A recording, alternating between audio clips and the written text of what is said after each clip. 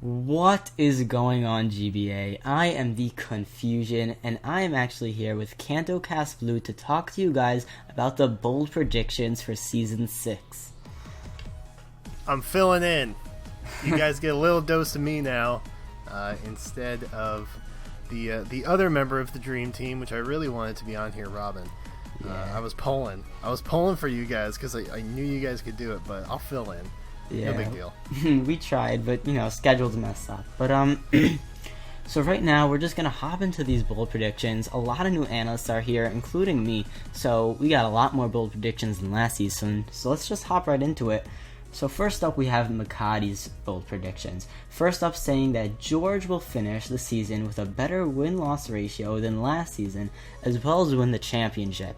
And the first thing I think when I read something like this is the competition got 10 times grander, 10 times bigger. So it's really hard to say that I'm going to look at this person and he's going to win it all. So, I don't know. What do you think about that? George is one of those guys who, when you think you've got him figured out, he comes up with something else, and you hate him and love him for it. I know I've pulled a couple tricks out of the George book when I've had to dig deep, but he's so creative with his team builds, and he's a phenomenal player. So I have no doubt that he will, at the very least, make a decent run for going with a better win-loss ratio this season. Yeah, that is something I see for sure. I definitely think he's going to do a lot better. I feel like his team, he's a little bit more comfortable with, so I do see him doing much better. The second bold prediction is that Volcanion, which is on Fizz team, the Atlanta Luchas, will prove itself as a beast in the format and finish with a kill-death ratio of 3 or greater. Now, I know Volcanion is new and everything, but we've seen it in OU. We haven't seen it in the league yet, but we do know this thing's typing is great, its stats look great, so I think it can pull it off, in my opinion. Yeah, Volcanion is... I don't want to say it's busted, but I went up against it a couple times on the ladder, and good lord, it gets superpower, it's got stab, fire, water, which are some of the best offensive and defensive attacks and typings. It has, I think, water absorb for its ability, so it's actually immune to one of its weaknesses. It's gonna be ridiculous for sure. Yeah, I'm excited to see how that thing kind of works out. I know Fizz really wants to show this thing off, so I'm really excited for that. Moving right along, we have Stay Musical and his 2 predictions. First up, Dan will win every match he gets sticky webs up, and I couldn't agree more. If you actually sit down and look at Dan's team, it's pretty slow. The fastest thing on his team is the Pokemon that can throw up those webs, which is Galvantula sitting at 108 speed. His team doesn't even break the 110. After 108 speed, go to Victini with 100. So his team looks pretty slow. So without getting up those webs, I do think it's going to be hard for Dan without Choice Scarfs to really, maneuver around a team that well. So I do think it's plausible to say that if Dan is able to get those sticky webs up and to keep them there, he has a much better chance of winning the game. Yeah, so Dan doesn't have, like you said, as much speed as maybe some of the other teams, but the bulk, I think, is definitely present. Oh, yeah. And sticky web is one of those hazards that aren't present all the time. Like when you go up against most, singles leagues, any kind of singles format, really, you're probably going to see hazards in the form of either Toxic Spikes, or definitely Stealth Rocks, I think is the most common. Right. But Sticky Web, I think only like 2 or 3 Mons have the ability to actually get it, and, then actually use it effectively.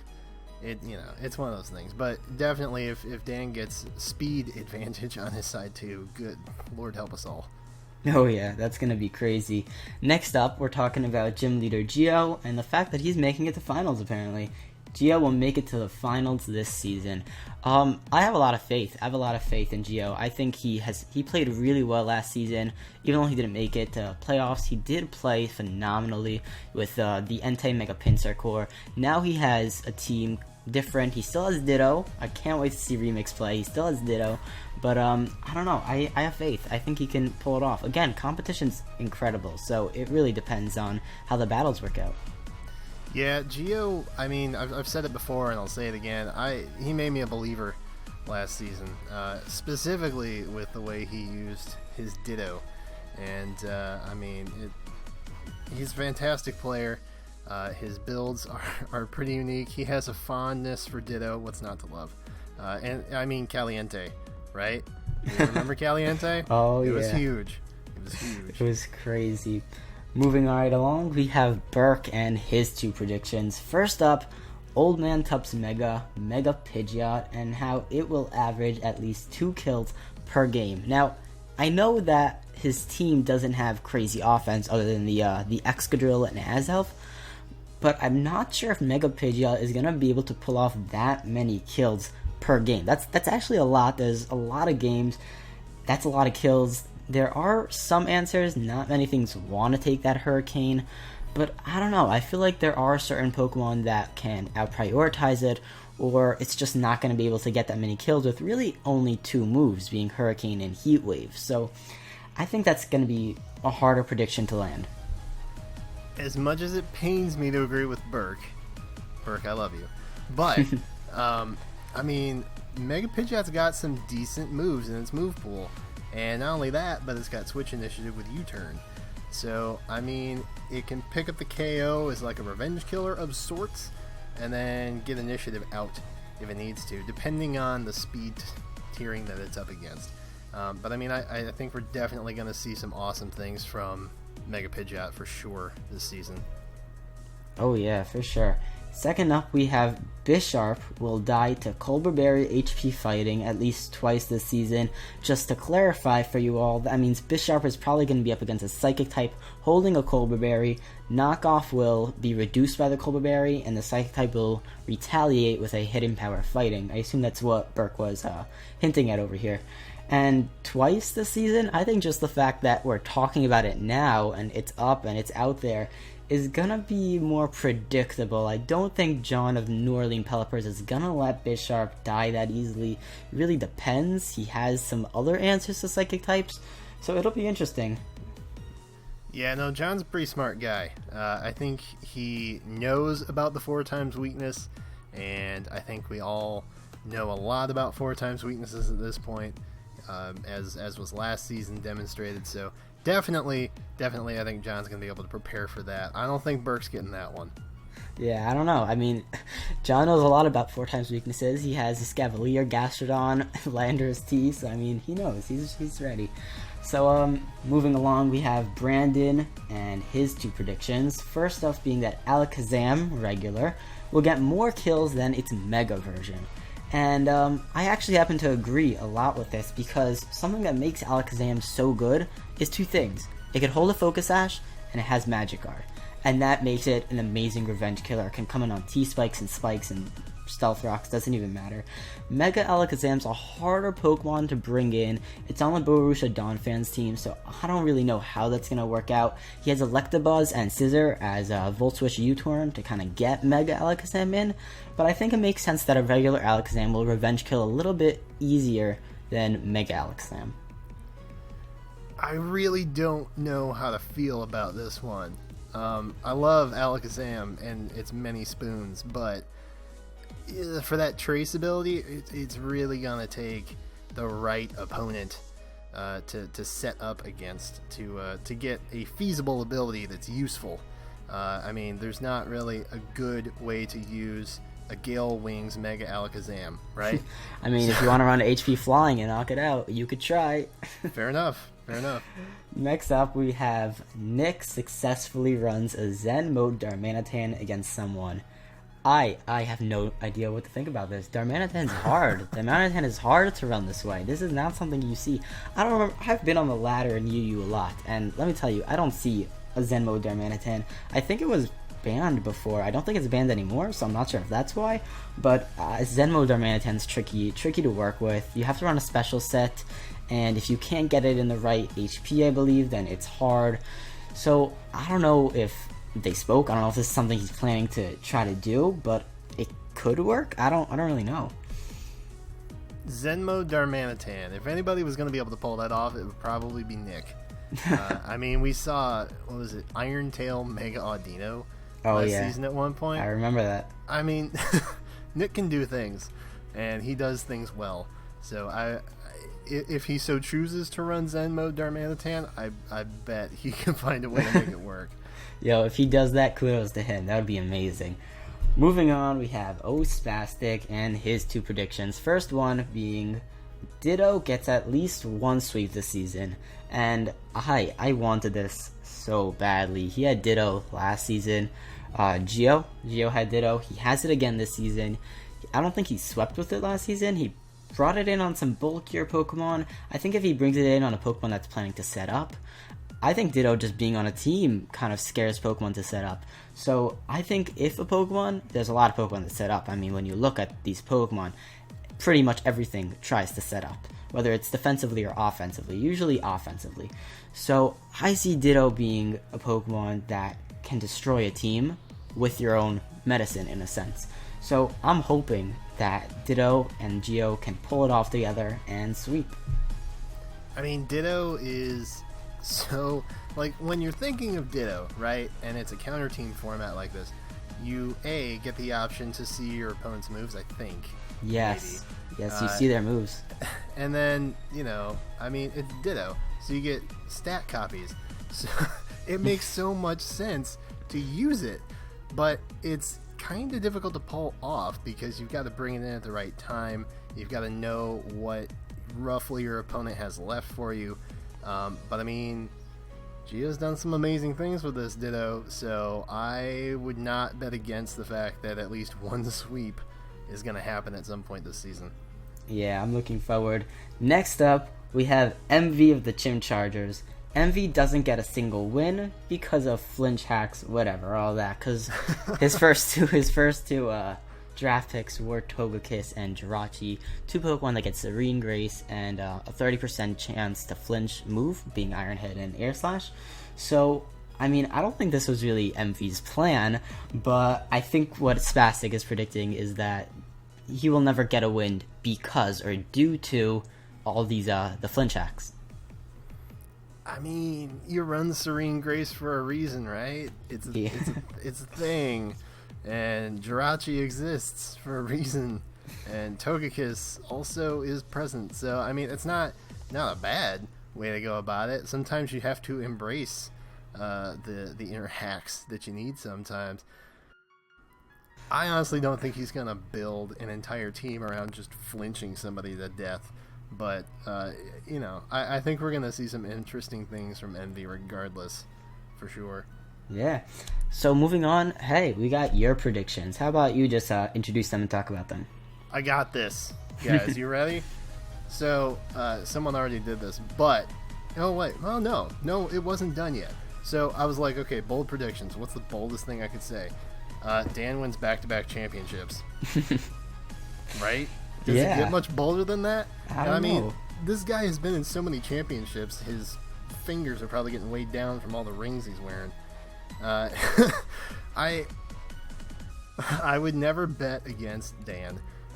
And, I mean, if anybody's going to win back-to-back championships, it would probably be him. Probably because he won last season, so no one else can win a back-to-back championship this season. But, I mean, right? Yeah, exactly. Exactly.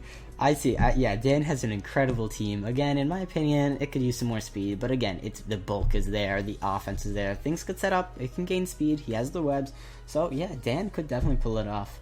And, got something to say about Excadrill? I do. I got some words to tell you guys about Excadrill. At least 3 sand sweeps this season. I believe in Tup, and I believe in Hippowdon, and I believe in Sandrush Excadrill. It's gonna happen. Oh my Bet god. on it.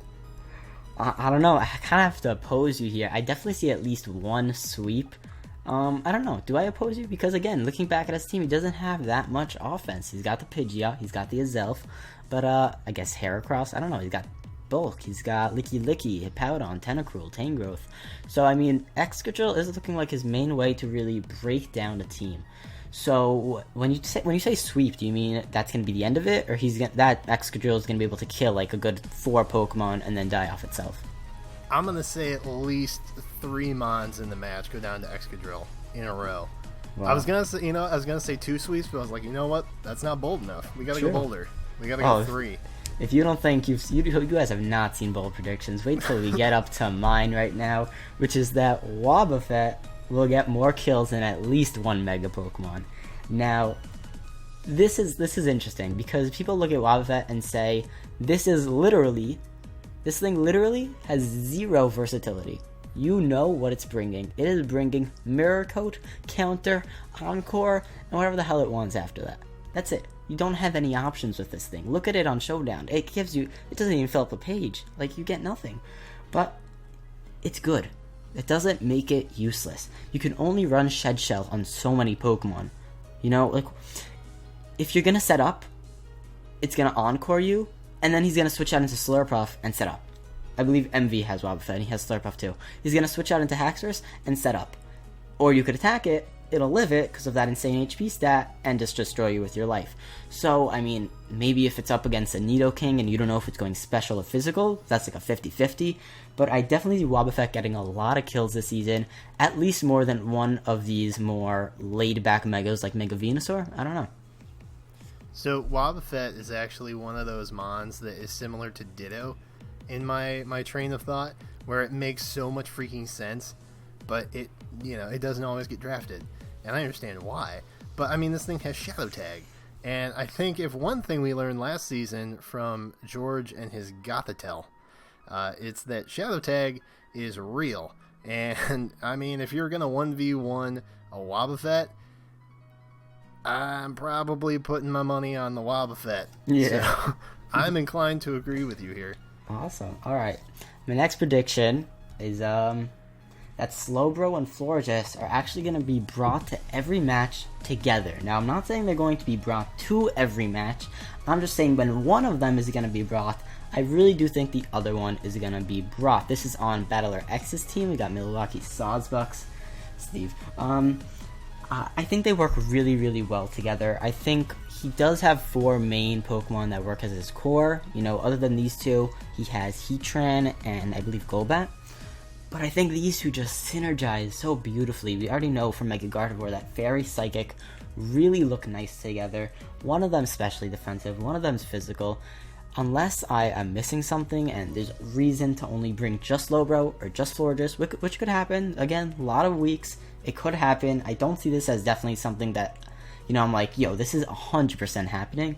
But I think this is bold enough for me to say I do think that if one of them is going to be brought, then maybe the other one is going to be brought too. They just synergize really well together.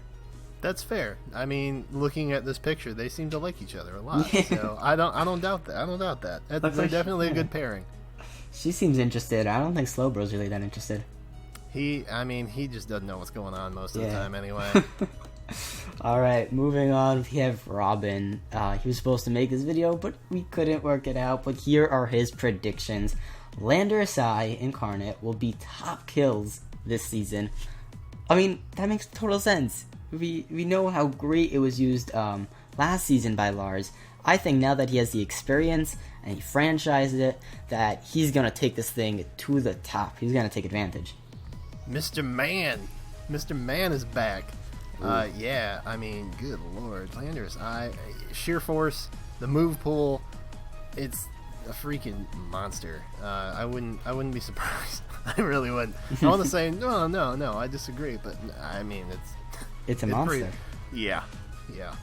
It's insane. Look at it. It's a monster. I'm scared of it. I don't want that thing in my room. Alright, next up. It's flexing on us. It's literally flexing on us right now. It is. It looks mad. It looks like your mother just walked into the room and said, why is your room not cleaned? Why is your bed not made? I don't know. It just looks scary. Alright, next up we have Battler X and the Sawsbucks will make the playoffs. And trust me, I want to believe in Steve, and I do. But this is hard for me. I don't know, because like we said a million times already, the competition got 10 times better. You have teams that have drafted amazing teams, players that have played competitively for years. So Is it going to be easy for him to make the playoffs? No way. Is it impossible? I think he can do it, but this is tough. This is, again, another really big, bold prediction. So listen, if I believed in Steve last season, right, I believe in Battler X like 20 times more. I did this guy's interview, right? He's got swagger for days. Sure. He knows how to work the crowd. And he's got Sawsbuck, which I want to see come to every game. I want to see Sawsbuck to every game. That's not my bold prediction. That's just a hope and a personal wish of mine. But, yeah, I mean... That would be amazing. Is it in the realm of possibilities? Absolutely. We don't know what to expect from this guy. He's brand new. Nobody knows anything about him. He's so mysterious. Who is this guy? I don't even know anymore. Whatever. Let's just move on. We've got Styx and his 2 predictions. First up, REUNICLUS will be among the top 5 in KO's knockouts. Now, REUNICLUS is great, but is it a sweeper? It could be. Is it usually a sweeper? Nope. Especially not on the team that it's on, New Orleans Pelipers. It looks like he's already got a few mons that can kind of sweep. He's got Mega Lopunny, got Latios and Landorus. I don't know if REUNICLUS is going to be in top 5 because there's so many other mons that are probably going to be in top 5. You got Mega Pinsir. You have Landorus Incarnate, like we said before. So it could be, but I don't know. I don't really think so. It's definitely top 5 potential. It definitely is. We saw it in the D-League Season 2. This thing is freaking ridiculous. Bulk wins championships. It's definitely within the realm of possibility. But again, as you said, there are a lot of threats this season. So many threats. So, I mean, anything is possible. But I would be inclined to agree with Styx here that it could definitely be in the top 5. Alright, that's interesting. Good. We got a little bit of differences for once. Alright, next up we've got CHIMPACT will start slow, but make a run near the end of the season. Coach of the Philadelphia Scissors, look at this man's team. It's scary. He's got Rain Element, he's got Mega Deontay, he's got Scolipede. We know how Dan is taking full advantage of Scolipede in the NPL. So I mean, we know that his team can be fierce. He franchise Tornadus T. So I mean, he does look like he has a good team. I do think that he's gonna have to adapt. He's gonna have to battle a few, times. Maybe lose. We'll see how it works. But I do think he'll be able to run near the end of the season and just adapt to his team and do well from there. I do know that CHIMPACT was one of the highly anticipated new coaches this season, and based on what I've heard, this guy, I mean, they're all good, right? But Absolutely. I've heard a lot about this guy, so I'm definitely looking forward to seeing what CHIMPACT has to bring this season. I'm looking forward to it. Same. So next up, another one about Chimp and the Chimp Chargers. We have Monatui's predictions saying, despite their lack of league experience, both CHIMPACT and EMVEE will reach playoffs. Now that's 2 people you're putting in the playoff spot. So I mean, you're doubling your bold prediction. But hey, I mean, look at the slide. We've got like 4 teams on there. Mono's a bold guy. Guy. So I mean, they've got great teams. They have a bit of experience, not really in the league. I know some of them do. So we'll see how they work out. We'll see how they play. We'll see how they do on Wi-Fi, not Showdown. But hey, well, I'm interested to see how these 2 play it out. I really am. I just want to see them play each other. Oh, that'll be a week to remember. I know they've been longtime friends. I just want to see I want the mind games, man. I want to see the mind games happen because they know each other so well. They know how to play.